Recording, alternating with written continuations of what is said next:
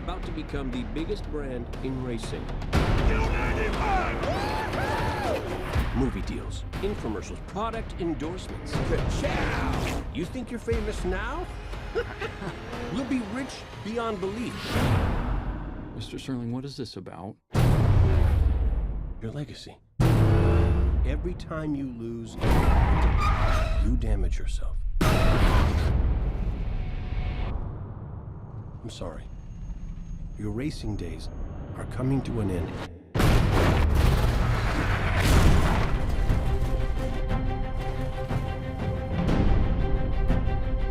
We can only hope that this race today wasn't his last. I decide when I'm done. How you feeling? I can't go out on the track and do the same old thing. It won't work. It's futile to resist change, man. You know what I'd do? What? I don't know. I got nothing. I am so excited to train you. I like a challenge. I call you my senior project. On your mark, get set, and go! Whoa. Huh? The beach ate me. Jackson Storm set a new record today when he pulled off the fastest lap ever recorded. How you Have feeling? you seen the latest record Storm's been setting? Have you given any thought to retirement? McQueen! This is my last chance, Cruz. Last. If I lose, I never get to do this again. Don't fear failure. Be afraid of not having the chance. You have the chance. I used to watch you on TV, flying through the air. You seemed so fearless. I wish I knew what that felt like.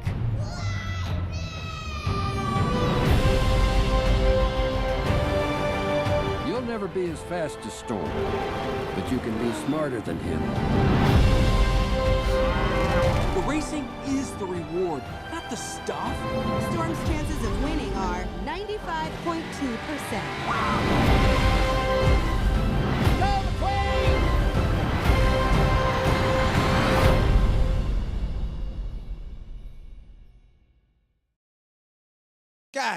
Guys, I got nothing. one more time, make some noise. How you doing? Thank you. How cool is this? Remain seated. Do not get up. Oh man, Larry. I was just on the one of the carriage rides, and I got to lose weight. The horse pulled a groin. Yeah, the horse pulled a groin.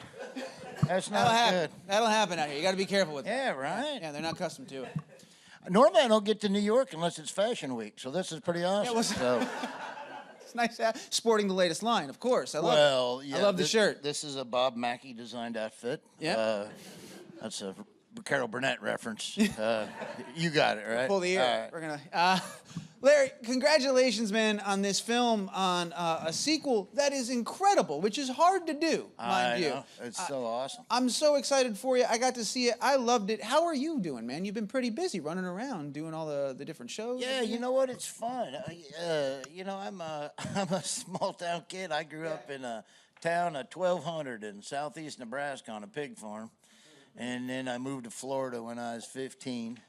And just to be able to, then I started doing stand-up. Of course, I got the Pixar movie, and I got to tell you, just to be able to come around and do all this stuff, and be it not in one Pixar movie, but three. It's three. It's amazing. It's unbelievable. I'm very blessed. It's fantastic. And you're not just in the movies. Nice, by the way. You're not just in them. Hey, little buddy. You are a beloved character. You are an integral part of these films. You are a meet and greet at the park, for crying out loud. When people go to Disney, they get to see Tow Mater.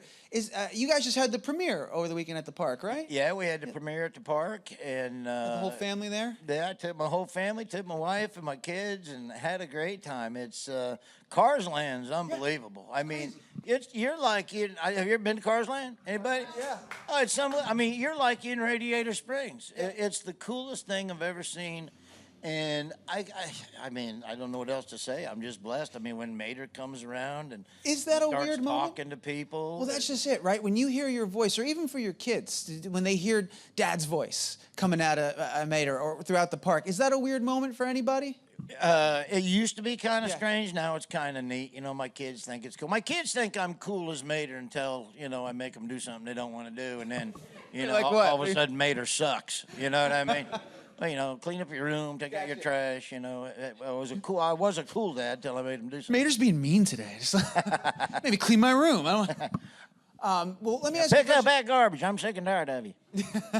Let me ask you a question. You know, you did the first Cars movie, was it 06, which is around the time that you had your kids, right? So they grew up in a world where you are Tow Mater. They don't know you as to not be Tow Mater. So they've grown up with that character their whole lives. So is it still cool to them? Or is it just like, no, it's Dad's job? You know what? They think it's pretty awesome. I don't think when they were younger they didn't really get what I did, you know. But now they're getting older and they're understanding movies and things like that. Now they think it's pretty cool, you know.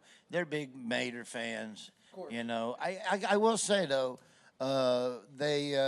my kids like Cars 2 a lot because, you know, they run around with their Nerf guns and stuff like that. So they like that kind of stuff. So that was a really crappy gun sound. It wasn't bad. Well, I'm a guy. You can think I can do better than, you know. There you go. You know it's a good gun sound when you shoot meat out of your mouth. You know what I mean? You're doing it right at that point. That's a good gun sound. It's also a heck of a Nerf gun that your children have. If it's the semi-automatic Nerf, it's the... Yeah. Well, but no, yeah, they're complete fans. We went out to see Cars 3, and they had a ball. I mean, they laughed where I thought they would laugh, and Mater's got some really great lines in it. He has some great moments. I love how they did it. I love how they...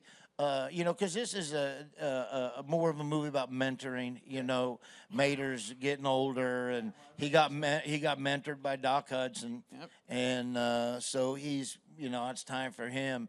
And so they've strategically placed Mater in some good spots. So, I mean, if you go see the movie, there's some spots where if you're a dude, you're like, ah, crap, I better put my sunglasses on. Yeah. I'm thinking about myself Perfectly here. timed, yeah. Yeah, and so Mater pops in, does something stupid, and kind of releases the tension, you know. So it's, I tell you what, my kids laughed at probably harder than anything was that little thing going, lightning! Yeah, that gets a huge My laugh. little boy was sitting there, and all of a sudden that happened. He goes, Dada! So he liked that part. Well, let me ask you something. You know, By the way, my son's 29. I don't know if that's, I don't know. That might be bad. So. But an impeccable sense of humor. Yes. Were you excited when you first found out the story behind Cars 3? Being you know, a small town boy, you know, you grew up, like you said, in Nebraska. Seeing that this movie kind of goes back to Radiator Springs a little bit. It kind of scales back a little bit. Yeah, you know was what? that nice to see? It was awesome to see. I think, you know, with the success of Mater Tales, because we put out Mater Tales were great. I mean, when my kids want to have friends over and watch movies, you know, they don't want to sit. Some of them, you know, they want to run out and play when they're at the house. So they want to see something that's quick.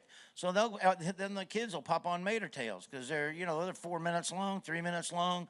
With the success of that, you know, we did Cars 2 because it was basically just a big Mater tale, which was awesome. So this third movie wraps up the first movie pretty good. You know, we took a little detour with 2 because we wanted to do the Mater tale. And it was real popular with kids, and so this is a good sequel to the third movie, and I like. But yeah, we start off in Radiator Springs again, and then McQueen goes out and does his stuff, and it's pretty exciting too when he goes out to do his stuff and goes kind of across the country. There is a lot of fun little nods to like Americana and all these small towns that have like a dirt track in every town and stuff like that, and it's fun to see all these different characters and flesh out that part of the universe. Well, you know, and there's I mean, that's what the country is pretty much, you know. I mean, even in New York, I mean, when I started doing what I do, I came here for the first time in probably 2000, promoting stuff. And it's the first time I'd ever been to New York. But, you know, I worked a bunch of fairs in upstate New York. And you got dirt tracks. It's just like where I grew up. I mean, there's no difference in upstate New York than where I grew up, other than the accent, you know. That's pretty much it. So I think this movie really relates to a ton of people across the country that can, when you come across and you see the old Thomasville Raceway sign and you see all that, there's a lot of people that can relate to that. And it brings back a lot of memories to people that grew up with that kind of stuff. I mean, I still go to the dirt track down the road from where I'm at. It's a lot of fun. Yeah. I think also, too, even even for the select few or the rare few that don't necessarily connect to those memories, the themes in the story in general that they're telling in this one, everyone can connect to. Well, yeah, I mean, everybody can connect to the story that's being told with Pixar. That's the great thing about Pixar. So That's definitely. kind of what they do, right? That's their. Oh, yeah. Yeah.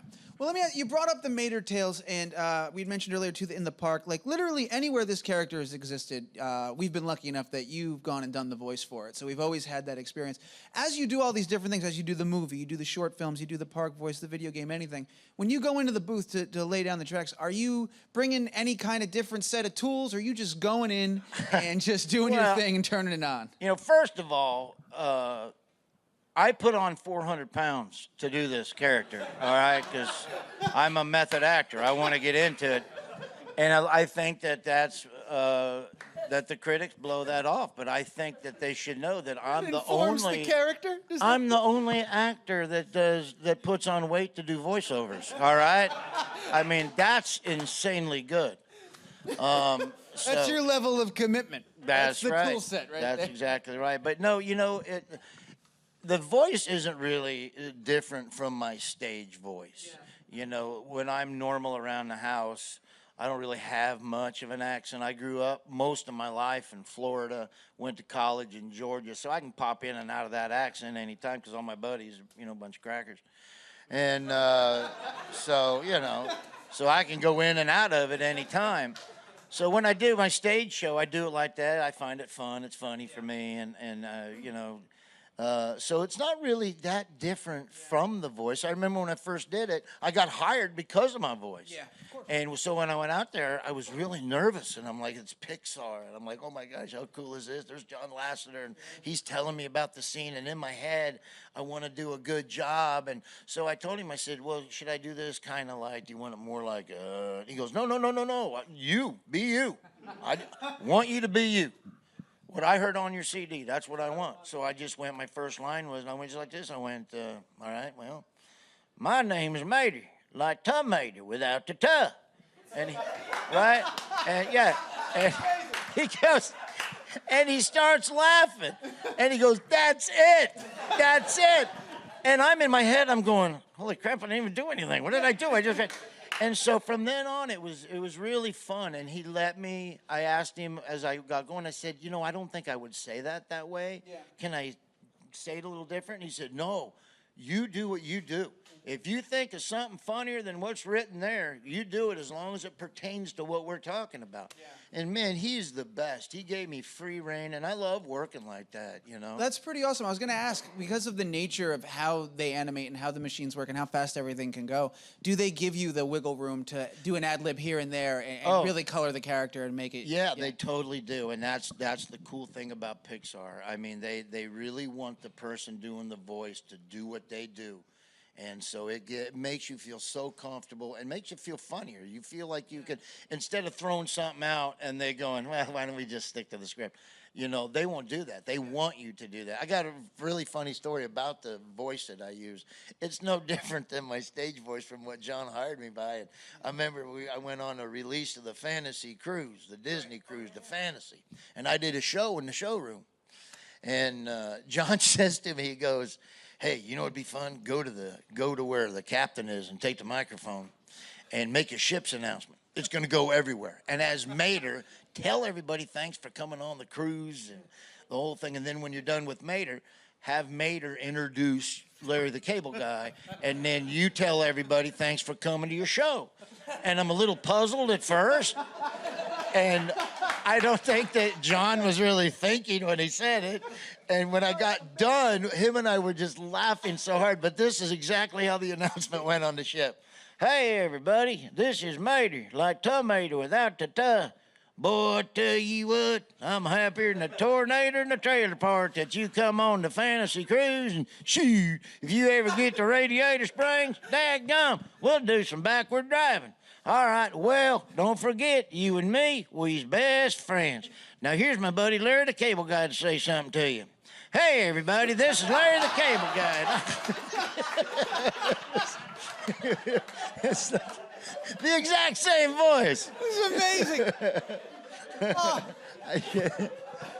It's incredible. That's nuts. That was the highlight of that cruise for everybody. I'm gonna tell you right now, is hearing that announcement. It was pretty cool.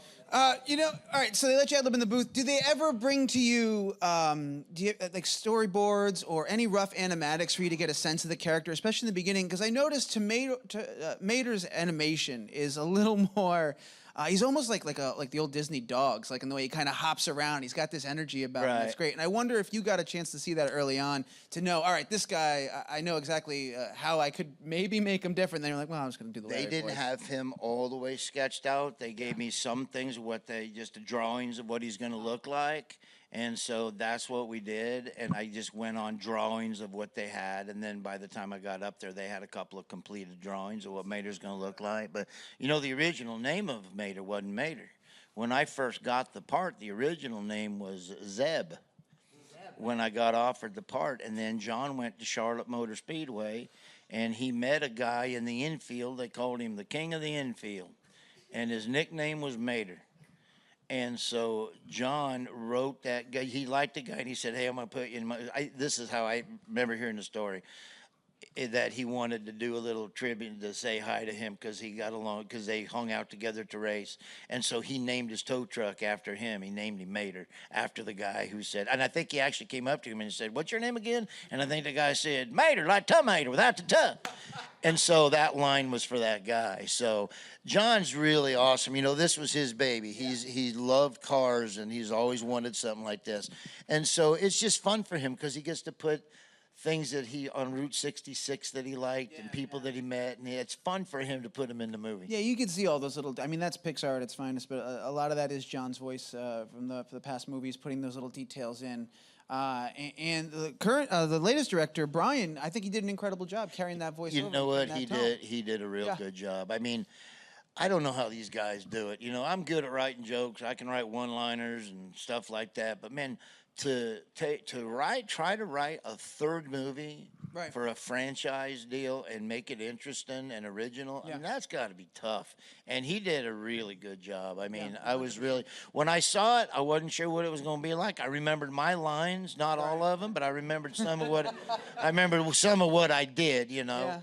But when you go out there and you see it on screen, you're like, oh, man, that's how that worked. I didn't know how that was going to work. So it's really cool seeing it come together. Totally. I mean, it's amazing. I mean, what they do out there is amazing. And when you see the movie, and when they're on the beach and he's training on the beach, the water... At first, you're skeptical. You're like, well, they're just doing, I mean, that's a real ocean. Yeah. They didn't animate that. They just got a picture of the ocean. But it's animated. It's not a real ocean. It's incredible how far all of that's come and what it's capable of, and the level of detail and the reflections and all the glass buildings and the water and the beach. I mean, like, honestly, I can't say enough. I know you guys you're all here. You're obviously going to see this movie, but I'm just saying I'm a Pixar hologram right now. That's how good. That's not even Larry. That's how amazing they are. That's how good it is. It's unbelievable. We're going to go to audience Q&A in just 1 second, but before we do that, I did want to bring up, since you do tell the occasional joke, you got a thing with Jeff Foxworthy going on. You guys got your backyard barbecue going on. Yeah, right? You know what? Jeff and I wanted to do something different. You know, Jeff and I have been friends since 1986, and when we finished doing the Blue Collar Comedy Tour, which was one of the greatest things I've ever done in my life since Pixar, I toured with Ron for a little bit. I toured with Bill for a little bit, but I'd never toured with Jeff, and I knew Jeff before any of them. And so Jeff and I, we got a show on Sirius Radio, and so we just started touring together. We're having a good time touring together, and so I normally don't tour in the fall because it's football season. I'm a Nebraska fan, so I go to all the games. So I sacrificed 2 home games this year. I'm going to shoot myself in the head over that. And we're going to do a thing called the Backyard Barbecue, and it's me and Jeff and Foghat and the Marshall Tucker Band. And it's just 2 iconic rock bands, and it's just a good day out. You know, people can come bring their kids. Jeff and I will do some jokes, and then the bands will go up. Hopefully they'll let me play drums because I'm learning how to play drums. That sounds amazing. Where can people find out more information about the Backyard Barbecue? They can go on my website or Jeff's website or... Well, we're going to turn it over. We got some microphones in the room. Our first question is going to come from right here, I believe. Hi, Hello. I was going to wear that same outfit. I'm glad I didn't wear that. It would have been very awkward in here tonight. What's your favorite thing about doing animated films? I don't have to memorize any lines. I'm not the brightest fork in the knife drawer, I'll be honest with you. No, honestly, it definitely, that's one of the things, because it frees you up to add things and to think of other things. Because if you're doing live action, you got to first and foremost, you better have your lines memorized. Yeah. So for me, I'm too busy concentrating on make sure I hit my lines that I don't really throw anything new in unless it's a little line and I easily got it memorized. But the lines are right there. So if I want to throw something in, I can throw something in and still remember where I'm at and remember what I got to say. Yeah. But that's the best thing about it. And the fact that since I've done so many of them, this third movie, you know, I wanted to be the voice of Mater. A lot of these guys get like sound-alikes to do toys, games, video games. I didn't want to do that because I'm Mater. I want my kids, everything I wanted to be Mater. So I didn't do that. So I told them I would do everything that they had. And so it keeps me pretty busy. So I put a studio in my house. And so that I can go do just toys and games and stuff like that. So a lot of this movie, touch-ups and stuff, I got to do from the house. So this movie for me was a lot, was pretty fun. That's pretty incredible, because I was going to ask if it's tough knowing that you do all of the voices anytime he appears. How do you juggle between getting out into the club and like coming up with some new material and working on comedy, and then somehow going back and doing all these voiceovers? But yeah, I'm sure that makes it a lot easier, huh? Makes it a lot easier. Yeah, it makes it a lot easier. I don't have to. For the first movie, I think I made 10 trips to Pixar. For the second movie, I think I made 14 trips, and they were 4-hour, 6-hour sessions every trip. And this movie, I've done so many Mater voices. Yeah. I think John pretty much just trusted that, hey, look, he knows how to do it, so we don't need to make him come all the way out here for this. So I thought that was really nice of him. So that is really cool, man. Next question is right there. Hey, so I was just wondering, like, do you happen to incorporate like some of your stand-up into the Mater character, or? Yeah, you know what? I don't really incorporate any of my lines in there. I don't think Pixar, wants Mater going, hey, look at that son of a bitch. You know what I mean? I don't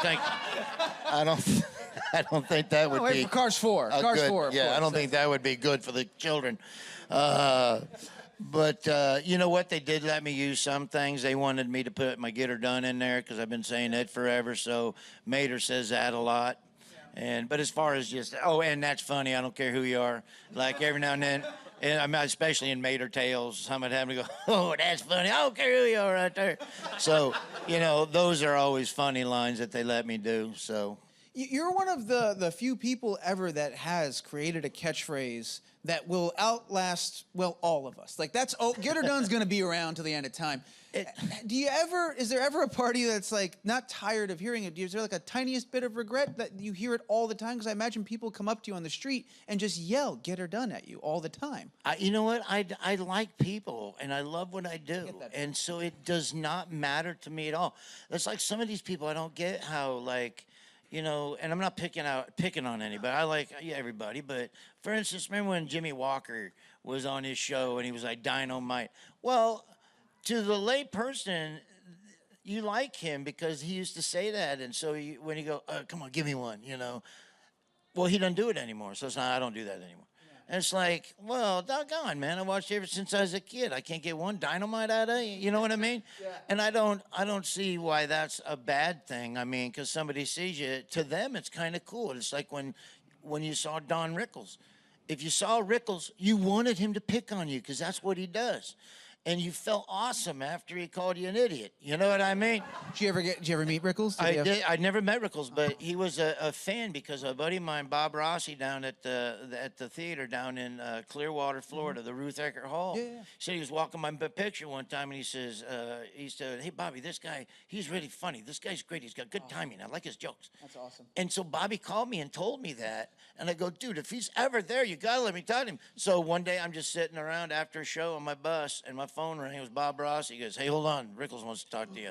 I'm like, you got to be kidding me. No way. And he goes, hey, Larry, what's going on? I go, oh, Mr. Rickles, so nice. Mr. What are you call me Mr. Rickles? I'm not dead yet. What are you? I'm a freaking idiot. Hey, listen, I saw you. Bobby says you come down here, you do a good job. And I was, honestly, from the bottom of my heart, get out of the business. You're horrible. You're not very good. And he hammered me, and it was awesome, and I loved it. But as far as the Get Her Done goes, I don't care if people want to say Get Her Done. I think it's awesome. And you know, it's one of those things that I didn't sit down. People go, oh, how do you create it? You don't create that stuff. That stuff just happens. When I was doing my comedy career, did I ever think that I'd come up with the catchphrase? No, not at all. It's like Jeff with You Might Be a Redneck. Right. He didn't think that would turn into anything. It's just something that connected with a certain segment of your audience. And that's the thing about comedy. Comedy is so subjective. And that's why, even if there's a comic that I don't really like or I don't specifically think they're funny, somebody does. So, comedy's subjective. So I always hated it when you, like, if I see a buddy of mine on Twitter or on the internet and somebody's saying that the guy sucks and you know the guy, you're like going, well, he may suck to you, but guess what? He doesn't suck to about 4 million other people. Right. You know what I mean? So it's such a generalization about stuff like that. It's so subjective. But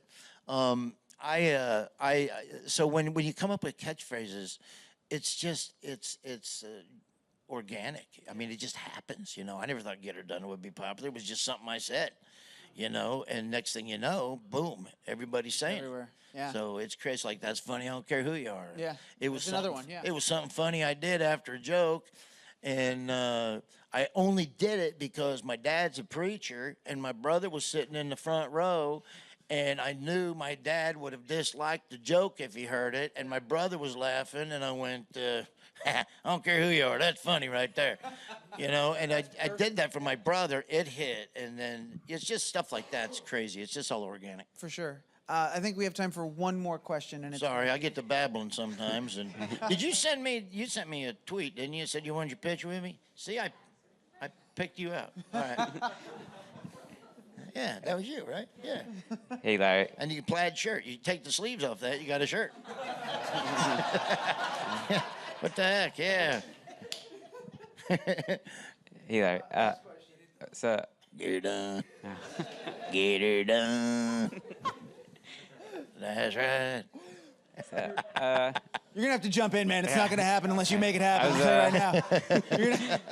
I was wondering, when you were first starting out, who were some of your inspirations or people that you looked up to? Yeah, you know what? I've always been a fan. I've got a goofy sense of humor and strange sense of humor, but I've always been a fan of the one-liner style comedians. My act and all my albums, I mean, literally, they average about 275 punchlines in an album. It's one right after another one like that.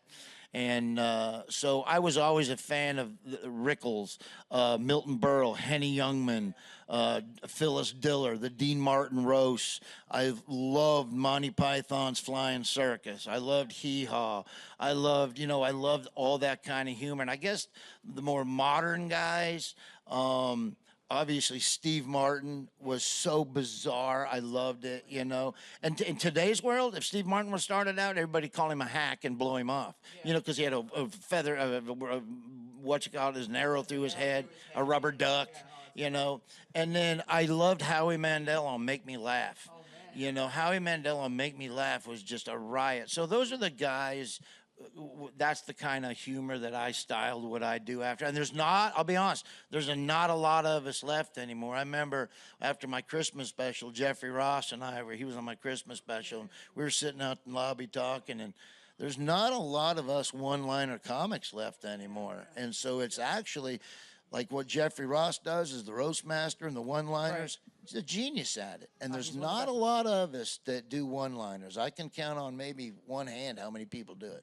You think that comedy can sometimes be cyclical? Like there was the huge comedy boom in the '80s, and then everything kind of sort of comes around. There's different trends, and we've been riding this alternative comedy wave for a while, and now that's sort of the big thing. These independent alternative comics sort of evolved from the '90s and stuff. But the one-liners, as they're fading out, I think there's a place for them to come back and be big again. Well, I don't think nobody does them. Yeah. I don't know why nobody does them, because they're funny. I mean, Look, when we have attention spans in this country, we have fast food restaurants because you want it quick.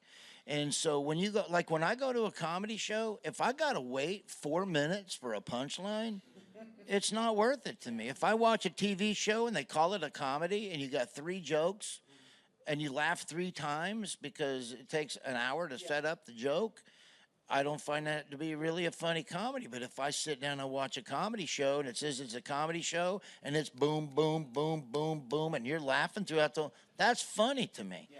So I think it's always been there. There's just nobody that really does it. But everybody likes that kind of humor, I would think, you know. Anyway, I like that kind of humor. I mean, if you don't like jokes, then you got a problem. I mean, they're jokes. There is a bigger question you need to ask and address at that point. I mean, some people, I guess, get off on people that don't tell any jokes, but they wonder how that would work. They're all physical. I don't know how that works. I don't know how that works. But I think the one-liner stuff has always been there. There's just not a lot of people that do them anymore. Yeah. You know? Last question. I'm gonna let you go because this is the 4th last question he's asked me. By the way, I can't. You gotta understand, let Larry, you know. How can I let this opportunity go? You know? I know. I hear you. I'm a big A-lister. Yeah, it's. The last question about the accent, and then we're gonna cut it off here. Do you ever slip into it like if you get angry and slip into it at home? Do you get or do you? You know what? I go in. Sometimes I go into it and I don't even realize I'm going into it. Yeah. I don't know. I don't think that's atypical. I think other people do the same thing. I mean, I got a buddy of mine that's from Wisconsin, and he'd talk normal. And then as soon as he's with his buddies from Wisconsin, I mean, one minute he's like, hey, tomorrow I'm going to get the truck and let's go deer hunting. Yeah. Okay, then when he's with his buddies from Wisconsin or Minnesota, he's like, hey, I'm going to go get in a truck, we'll go deer hunting. You know? It's just, I mean, it just happens. Yeah. I don't mean to do it. I mean, it just happens. It just happens, yeah. You know, I lived in Florida for 33 years, and that's how I talked. And so when I get around, it's really crazy. Like, I'll be out with my wife or something, and somebody will come up and go, hey, Larry. Hey, my brother is from Dalton, Georgia, and he went to school with you. And he said, and I'll go, get out of here. What was that Ronnie Fry? Is that who that is? You know, and it just boom. Turns on. And my buddy Brad called me, as a matter of fact, a couple of weeks ago, and he was talking about some truck he bought. And I was talking to him like he was talking to me. And my wife goes, you know, you just talked for 40 minutes as Larry the Cable Guy to your buddy Brad. And I said, get out of here, really? I don't know. That's how he was talking, so that's how I was talking. So it just happened. Well, I can't thank you enough for all the last questions. I know. Hold on. 2 more questions. Two last questions. No, I do have to let you go, but I will remind everybody, June 16th, Cars 3. Guys, it is a ton of fun. That is tomorrow. That is tonight. You can see a midnight screening some places. That's tonight. Go see it, all right? It is awesome. You're going to like it. You don't need me to tell you that. One more time, make noise. Larry the Cable Guy, everybody. Hey, thank you so much. Thank you very much.